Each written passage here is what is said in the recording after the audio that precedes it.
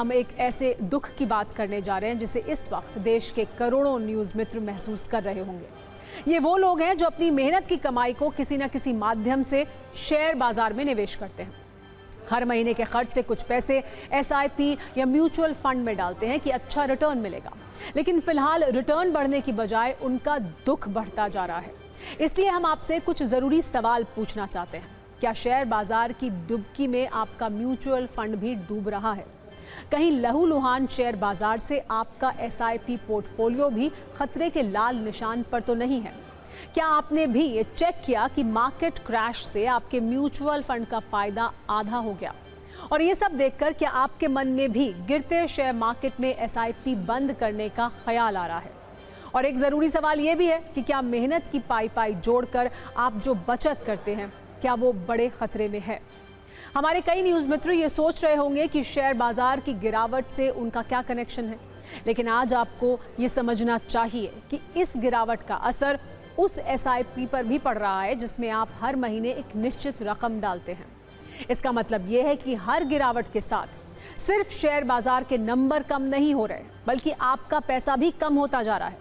पिछले वर्ष 27 सितंबर 2024 को सेंसेक्स ने अपना ऑल टाइम हाई बनाया था और 85,978 का आंकड़ा छुआ था, लेकिन वहां से अब तक सेंसेक्स 10,000 अंक से ज्यादा टूट चुका है और 12% से भी ज्यादा की गिरावट आ चुकी है।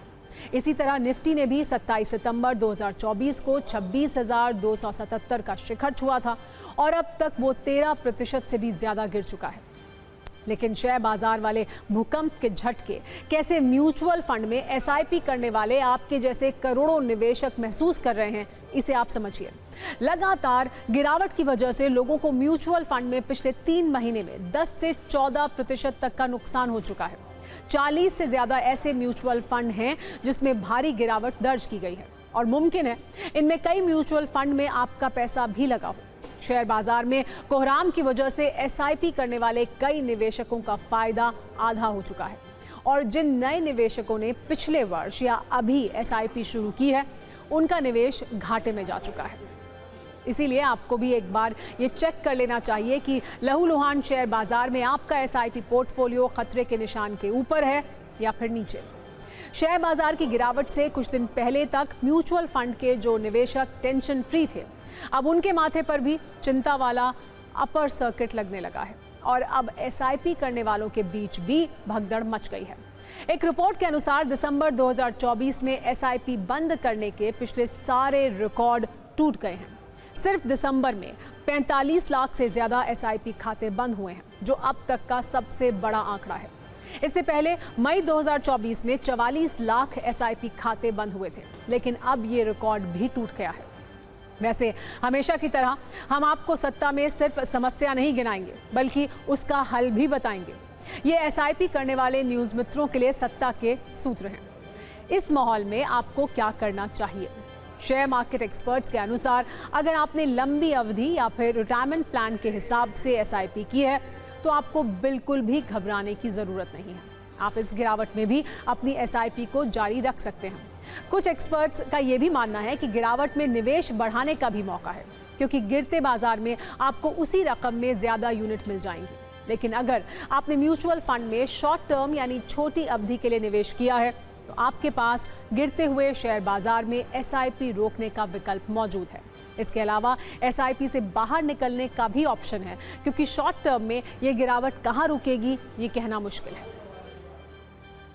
देखिए, बाजार में आम निवेशकों के लिए बहुत ही गोल्डन पीरियड है। मार्केट में हमेशा जो लोग तेज़ी में खरीदते हैं वो कम कमा पाते हैं। जो मंदी में खरीदता है, जैसे आज आप देखेंगे कि ऊपर से कोई भी शेयर ले लीजिए, 15-20% से लेके 50% तक का तेज़ी गवा चुका है।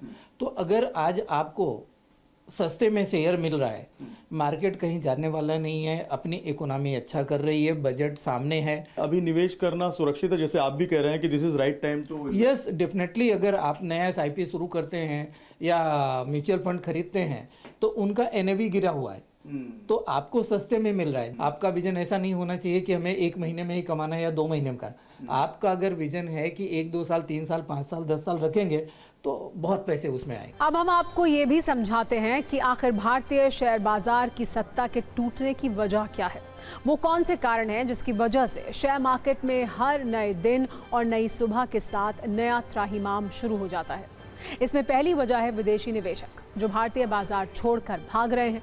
वो अक्टूबर 2024 से अब तक 2.5 लाख करोड़ के शेयर बेच चुके हैं, जबकि सिर्फ जनवरी महीने में 64,000 करोड़ का इन्वेस्टमेंट विदेशी निवेशकों ने भारत से बाहर निकाला है।